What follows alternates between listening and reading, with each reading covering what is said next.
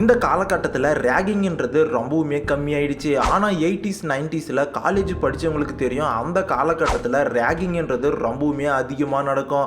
ஒரு சில டைம் ரேகிங்னால அதோடைய பின்விளைவு ரொம்பவுமே மோசமாக இருக்கும். அப்படி 1996ல் தமிழ்நாட்டில் ரேகிங்னால ஒரு கொலை நடக்குது. அந்த கொலைக்கு அப்புறம் தான் 1997ல் இந்தியாவிலே முதல்ல தமிழ்நாட்டில் தான் ப்ரோஹிபிஷன் ஆஃப் ரேகிங் ஆக்ட்னு சொல்லி ரேகிங்க்கு எதிரான ஒரு புதிய சட்டத்தை போடுறாங்க. அந்த சட்டத்தை போடுறதுக்கு காரணமாக இருந்த தமிழ்நாட்டில் நடந்த நாவரசு கொலை வழக்கை பற்றி தான் இந்த ஒரு வீடியோவில் டீட்டெயிலாக பார்க்க போகிறோம். வீடியோவை ஸ்கிப் பண்ணாம பாருங்க.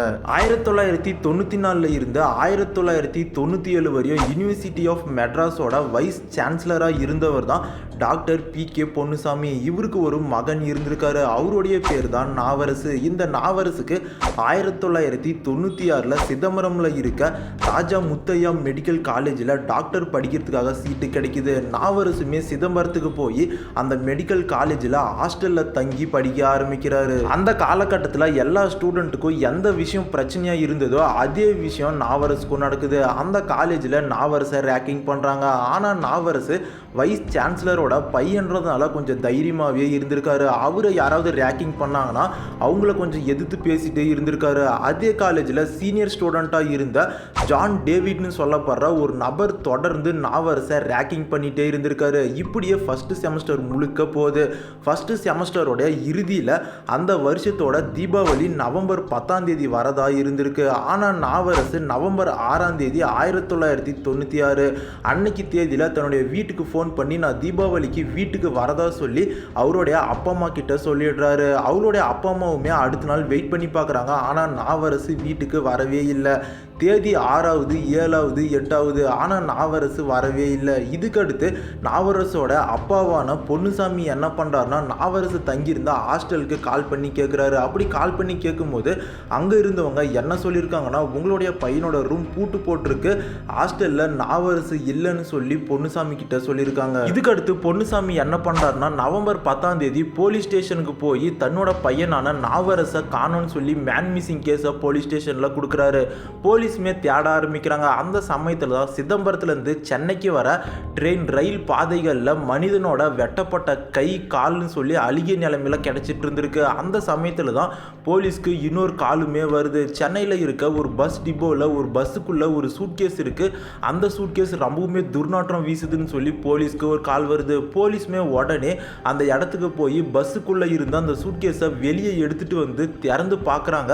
திறந்த உடனே எல்லாருமே ரொம்பவுமே ஷாக் ஆகுறாங்க. ஏன்னா அந்த சூட்கேஸ்க்குள்ள கை கால் தலை எல்லாமே வெட்டப்பட்ட நிலைமையில ஒரு மனிதனோட உடல் இருந்திருக்கு. அப்போ அந்த போலீஸ்க்கு அந்த வெட்டப்பட்ட உடல் யாருதுன்னு சொல்லி தெரியாம இருந்திருக்கு. அந்த சமயத்துல தான் சிதம்பரத்துல இருந்து சென்னை போற ரயில் தண்டவாளங்கள்ல மனிதனோட வெட்டப்பட்ட கை கால் எல்லாமே தனித்தனியா கிடைச்சதுன்னு சொல்லி அந்த ஒரு விஷயம் போலீஸ்க்கு தெரிய வருது. போலீஸ் அப்பதான் ஒருவேளை அந்த கை கால்கள் எல்லாமே இந்த உடலோடைய தான் இருக்குமோன்னு சொல்லி எல்லாத்தையுமே ஒன்னா சேர்த்து பார்க்கும்போது தான் அது இறந்து போன நாவரசுன்னு சொல்லி போலீஸ் கண்டுபிடிக்கிறாங்க. நாவரசோட அப்பவுமே அந்த பாடியை பார்த்துட்டு இது என்னோட பையனோட உடல் தான் சொல்லி கன்ஃபார்மும் பண்ணிடுறாரு. இதுக்கடுத்து போலீஸ் நாவரசை யாரு கொலை பண்ணியிருப்பாங்கன்னு சொல்லி கண்டுபிடிக்கிறதுக்காக நாவரசு படித்த கல்லூரியில் போய் ஹாஸ்டலில் இருந்த எல்லா பசங்கள்கிட்டையும் விசாரிக்க ஆரம்பிக்கிறாங்க. அப்படி விசாரித்து பார்க்கும்போது எல்லா பசங்களுமே ஒரே ஒரு நபரை மட்டும் தான் திருப்பி சொல்லிட்டே இருந்திருக்காங்க. அதே காலேஜில் தேர்ட் இயர் படிக்கிற ஜான் டேவிட்ன்ற ஒரு நபரை தான் சொல்லியிருக்காங்க. இதனால போலீஸ் ஜான் டேவிட்டை அரெஸ்ட் பண்ணி விசாரிச்சோம்னா அது மூலியமா ஏதாவது தகவல் கிடைக்கும்னு சொல்லி ஜான் டேவிட்டை தேட ஆரம்பிக்கிறாங்க. ஆனால் போலீஸ் தேடிட்டு இருந்தா அடுத்த நாளே ஜான் டேவிட் போலீஸ் ஸ்டேஷனில் என் கூட படிக்கிற ஜூனியர் பையனை நான் கொலை பண்ணிட்டேன்னு சொல்லி போலீஸ் ஸ்டேஷனில் சரண்டர் ஆகுறாரு. இதுக்கடுத்து போலீஸ் ஜான் டேவிட்டை விசாரிக்க ஆரம்பிக்கிறாங்க. அப்படி விசாரித்து பார்க்கும்போது தான் ஜான் டேவிட் கொலை பண்ணது நாவரசு தான் சொல்லி போலீஸ்க்கு தெரிய வருது. இதுக்கடுத்து போலீஸ் நாவரசை எதுக்காக கொலை பண்ணன்னு சொல்லி கேட்குறாங்க. அப்போ ஜான் டேவிட் ஒரு சில விஷயங்களை சொல்கிறாரு. ஜான் டேவிட் நாவரசு படிக்கிற காலேஜில் தேர்ட் இயர் படிச்சுட்டு இருந்திருக்காரு. ஜான் டேவிட்டோட வேலையை அங்கே இருக்க ஜூனியர் ஸ்டூடெண்ட்டை எல்லாமே ரேகிங் பண்ணுறதவே ஒரு ரெகுலரான விஷயமா வச்சுட்டு இருந்திருக்காரு. அந்த சமயத்தில் தான் நாவரசு புதுசாக காலேஜில் ஜாயின் பண்ணதுனால நாவரசை ரேக்கிங் பண்ணிட்டு இருந்திருக்காரு. ஆனால் நாவரசு வைஸ் சான்சலரோட பையன்றதுனால கொஞ்சம் தைரியமாக இருந்திருக்காரு. ஜான் டேவிட் பண்ணுற ரேகிங்கை எதுவுமே பொருட்படுத்தாமல் ஜான் டேவிட்டை எதிர்த்து பேசியிருக்காரு. இது ஜான் டேவிட்டுக்கு ரொம்பவுமே கோவத்தை ஏற்படுத்தியிருக்கு. அதே சமயத்தில் ஜான் டேவிட் கூட இருந்த ஃப்ரெண்ட்ஸ் எல்லாமே ஒரு ஜூனியர் பையன் நீ சொல்கிறத கேட்க மாட்டேங்கிறான்னு சொல்லி ஜான் டேவிட்டை தொடர்ந்து வெறுப்பேற்றிட்டே இருந்திருக்காங்க. இதனால் ஜான் டேவிடோட ஈகோவுமே ஹர்ட் ஆகுது. ஆனால் இதுக்கப்புறமும் ஜான் டேவிட் தொடர்ந்து நாவரசை ரேகிங் பண்ணிகிட்டே இருந்திருக்காரு. ஆனால் நாவரசு அதெல்லாம் கண்டுக்காமல் இருந்திருக்காரு. அப்போ தான் ஜான் டேவிட் என்ன பண்ணுறாருனா நவம்பர் 6, 1996 அன்னைக்கு தேதியில் நாவரசு எக்ஸாம் எழுதி முடிச்சுட்டு தன்னுடைய வீட்டுக்கு கிளம்புறதுக்காக அவருடைய ரூமில் ட்ரெஸ்ஸை எல்லாத்தையுமே பேக் பண்ணிட்டு இருக்கும்போது ஜான் டேவிட் நாவரசோடைய ரூமுக்கு போகிறாரு. ரூம்குள்ளே போய் ஜான் டேவிட் திரும்பவும் நாவரசை ரேகிங் பண்ணுறாரு. அப்போ நாவரசு நீ என்ன ரேகிங் பண்ணனா நான் போய் பிரின்சிபால் கிட்ட கம்ப்ளைண்ட் பண்ணுவேன்னு சொல்லியிருக்காரு. இதனால் ஜான் டேவிட் ரொம்பவுமே கோபமாகி நாவரசை அடித்து அவருடைய ட்ரெஸ்ஸை கலட்ட வச்சிருக்காரு. அப்போ ரேகிங் பண்ணிட்டு இருக்கும்போது நாவரசு அப்பயுமே ஜான் டேவிட்டை எதிர்த்து பேசியிருக்காரு. இது ஜான் டேவிட்டுக்கு ரொம்பவுமே கோபத்தை ஏற்படுத்தியிருக்கு. அப்போ ஜான் டேவிட் பக்கத்தில் இருந்த ஒரு இரும்பு ராடை எடுத்து நாவரசை அடிக்க ஆரம்பிக்கிறாரு. ஒரு கட்டத்துக்கு மேலே நாவரசு மயங்கி விழுந்ததுக்கு அப்புறம் ஜான் டேவிட் நாவரசோட உடலை செக் பண்ணி பார்க்குறாரு. அப்படி செக் பண்ணி பார்க்கும்போது தான் நாவரசு இறந்து போயிட்டாருன்ற விஷயம் ஜான் டேவிட்டுக்கு தெரிய வருது. ஜான் டேவிட்டே ஒரு மெடிக்கல் ஸ்டூடெண்ட்ன்றதுனால நாவரசோட உடலை எப்படியாவது மறைச்சே ஆகணும்னு சொல்லி நாவரசோட உடலை கை கால் தலை எல்லாத்தையுமே துண்டு துண்டா வெட்டி அங்க இருக்க சூட்கேஸ்ல எடுத்துட்டு யாருக்கும் தெரியாம காலேஜுக்கு வெளியே போய் அங்கிருந்து சென்னைக்கு போற ட்ரெயின்ல ஏறி வர வழியில கை கால்களை எல்லாத்தையுமே வெவ்வேறு இடத்துல போட்டுட்டு உடலை மட்டும் அங்கிருந்த சூட்கேஸ்ல எடுத்துட்டு சென்னைக்கு போயிட்டு அங்க இருக்க ஒரு பஸ்ஸில் அந்த சூட்கேஸை வச்சுட்டு அங்கிருந்து திரும்பவும் அவருடைய சொந்த ஊருக்கு ஜான் டேவிட் போயிடுறாரு. அப்போதான் போலீஸ் இந்த உடல் பாகங்களை எல்லாத்தையுமே கண்டுபிடிக்கிறாங்க. இதுக்கடுத்து தான் ஜான் டேவிட் தான் இந்த ஒரு கொலையை பண்ணாருன்னு சொல்லி அதையும் கண்டுபிடிக்கிறாங்க.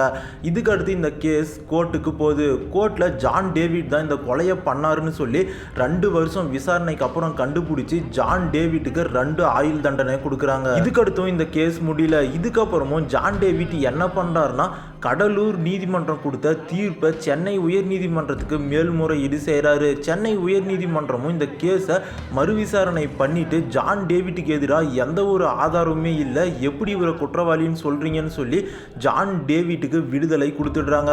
ஜான் டேவிடுமே விடுதலையாகி போயிடுறாரு. கிட்டத்தட்ட 10 வருஷம் கழித்து 2010 தமிழ்நாடு அரசு இந்த கேஸை திரும்பவும் சென்னை உயர்நீதிமன்றத்துக்கு மேல்முறையீடு செய்கிறாங்க.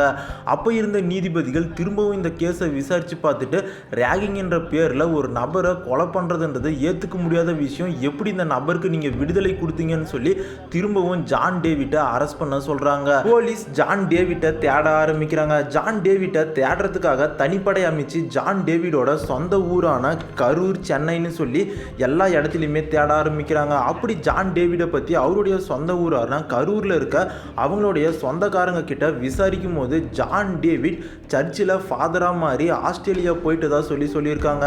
ஆனால் போலீஸ் நிறைய நாள் விசாரணை பண்ணதுக்கு அப்புறம் தான் ஜான் டேவிட் ஆஸ்திரேலியாவுக்கெல்லாம் போல சென்னையில் இருக்க ஒரு சர்ச்சில் தான் இருக்கிறாருன்ற விஷயம் போலீஸ்க்கு தெரிய வருது. போலீஸ் ஜான் டேவிடை தேடி போய் அரெஸ்ட் பண்ணுறாங்க. திரும்பவும் ஜான் டேவிட்டுக்கு கோர்ட்டில் கடலூர் நீதிமன்றம் கொடுத்த அதே இரட்டை ஆயுள் தண்டனையை உறுதி செஞ்சு ஜெயிலில் போட்டுடுறாங்க. இந்த மாதிரி இன்ட்ரெஸ்டிங்கான ரியல் லைஃப் கிரைம்ஸ் எல்லாம் நீங்கள் தெரிஞ்சுக்கணும்னா இன்னும் நம்ம சேனலை சப்ஸ்கிரைப் பண்ணாமல் தான் ப்ளீஸ் சப்ஸ்கிரைப் பண்ணிக்கோங்க.